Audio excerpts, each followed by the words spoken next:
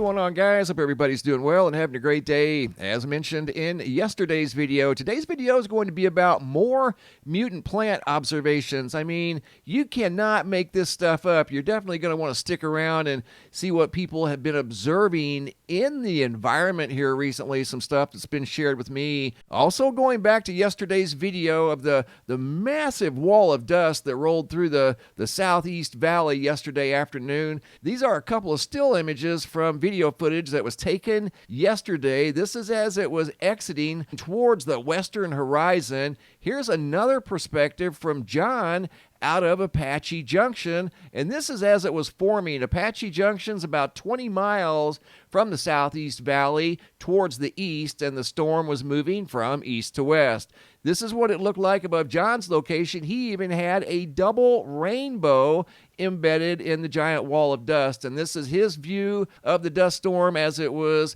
leaving Apache Junction and coming over towards our direction. And here's both of the exits side by side. This is a video segment I took myself as the dust storm had moved out of the valley, and this video here on the left's by John out of Apache Junction looking at the dust as it was leaving his area. Quite a spectacle yesterday afternoon. And speaking of spectacles, I've got some lightning here sent in by Berlinda out of Clarkston, Michigan. And in this video, you're going to see the lightning and hear the thunder almost simultaneously. Okay, that was close. How about that? Did you hear Berlinda? She said, okay, that was close. And once again, that video footage was out of Clarkston, Michigan. You saw the lightning, and probably in less than 1 second, the thunder was right behind it. Coming over here to the homepage of the website, today's feature photo was sent in by Walter K.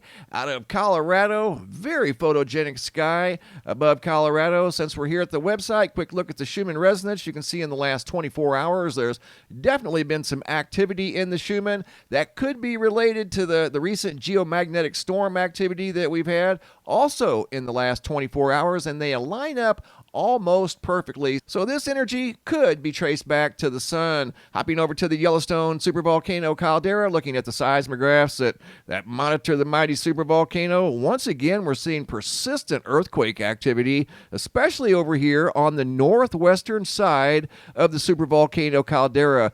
Keep in mind, this is the location of the 7.2 magnitude earthquake that occurred back in 1959, the largest ever recorded at the supervolcano. The dark blue represents magma intrusion that you can see on some of the seismographs, but not all. But primarily, the earthquake activity is isolated over here to the northwestern quadrant of the supervolcano caldera. Coming over here to nullschool.net, looking at the Sahara sand situation, you can see it's clearing out some. It's not 100% gone, but since it has cleared out, we've seen an uptick in hurricane activity. We now have Tropical Storm Earl, we have Tropical Storm Danielle, and over here in the Pacific, we have Tropical Storm Javier. And here's what Javier looks like right now as I do this video.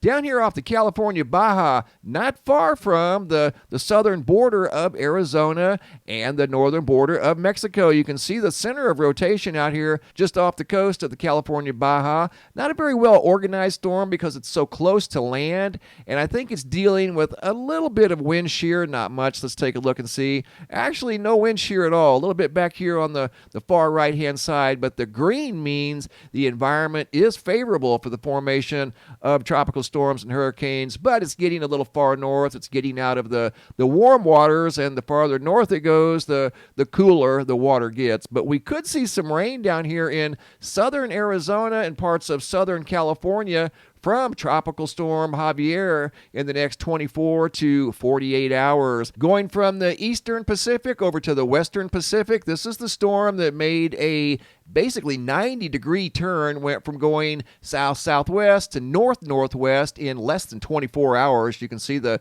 sharp turn it took there yesterday. Now it's moving to the north, slightly west. It's a Category 2 typhoon, soon to be a Category 4 typhoon in 36 hours. Again, moving north now up towards South Korea. I don't know if it's going to make landfall or not, but that's been a long duration, very powerful storm. Looking at the radar here in our location over here in the United States, we're seeing activity from Javier over here in the eastern Pacific, and it is pulling up some moisture into the southern states. Not much. It's kind of light right now, but we could see some heavier rain, like I said, in the next 24 hours. Okay, now back to the mutant plants. I want to share some new photos and videos that have been sent in by people from various locations. It all started with Lisa T. out of Bedford, Pennsylvania, when she noticed this highly unusual leaf and branch that were sitting here waving back and forth all summer long last summer, and you can see there's no other leaves moving except that one there that's moving at a high rate of speed. So once Lisa shared that with me, I shared it with you guys. Other people started noticing things as well that just looked out of place.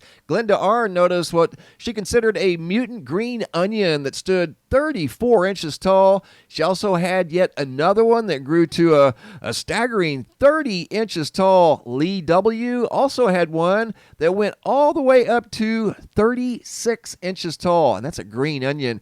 Here's a giant sunflower sent in by Marilyn, twice her size. I would say that's somewhere in the neighborhood of at least 11 feet tall, if not taller. I don't know if that's a world record, but that is one tall sunflower. Here's a giant ear of corn. Check this out. Sent in by Malia M. out of Tennessee. And you can see this man here holding this ear of corn. Wait till you see the rest of it. Look how far up this thing goes. Are you serious?